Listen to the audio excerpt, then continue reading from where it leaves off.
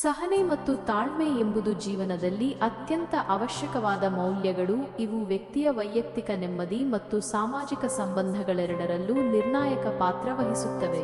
ತಾಳ್ಮೆ ಎಂದರೆ ಯಾವುದೇ ಕಾರ್ಯ ವಿಳಂಬವಾದಾಗ, ಕಷ್ಟಕರವಾದಾಗ ಅಥವಾ ಅಡೆತಡೆಗಳು ಎದುರಾದಾಗ ಆತುರಪಡದೆ, ಕೋಪಗೊಳ್ಳದೆ ಶಾಂತವಾಗಿ ಕಾಯುವ ಮತ್ತು ಗುರಿಯನ್ನು ಸಾಧಿಸುವಲ್ಲಿ ನಿರಂತರವಾಗಿ ಪ್ರಯತ್ನಿಸುವ ಸಾಮರ್ಥ್ಯ. ಇದು ಸುದೀರ್ಘ ಕಾಯುವಿಕೆ, ಪುನರಾವರ್ತಿತ ವೈಫಲ್ಯಗಳು ಅಥವಾ ನಿರೀಕ್ಷಿತ ಫಲಿತಾಂಶಗಳು ದೊರೆಯದಿದ್ದಾಗಲೂ ಮಾನಸಿಕ ಸ್ಥಿರತೆಯನ್ನು ಕಾಪಾಡಿಕೊಳ್ಳುವುದನ್ನು ಒಳಗೊಂಡಿದೆ. ಮತ್ತೊಂದೆಡೆ ಸಹನೆ ಎಂದರೆ ಇತರರ ಭಿನ್ನಾಭಿಪ್ರಾಯಗಳು, ನಂಬಿಕೆಗಳು, ಆಲೋಚನೆಗಳು, ಜೀವನ ಶೈಲಿ ಅಥವಾ ನಡವಳಿಕೆಗಳನ್ನು ಗೌರವಿಸುವುದು ಮತ್ತು ಅವುಗಳನ್ನು ಸಮಾಧಾನದಿಂದ ಒಪ್ಪಿಕೊಳ್ಳುವುದು. ನಮ್ಮ ದೃಷ್ಟಿಕೋನಕ್ಕೆ ವಿರುದ್ಧವಾಗಿದ್ದರೂ ಅಥವಾ ನಮಗೆ ಇಷ್ಟವಾಗದಿದ್ದರೂ ಪರಸ್ಪರರ ವ್ಯಕ್ತಿತ್ವ ಮತ್ತು ಆಯ್ಕೆಗಳನ್ನು ತಾಳ್ಮೆಯಿಂದ ಸಹಿಸಿಕೊಳ್ಳುವ ವಿಶಾಲ ಮನೋಭಾವವಿದು.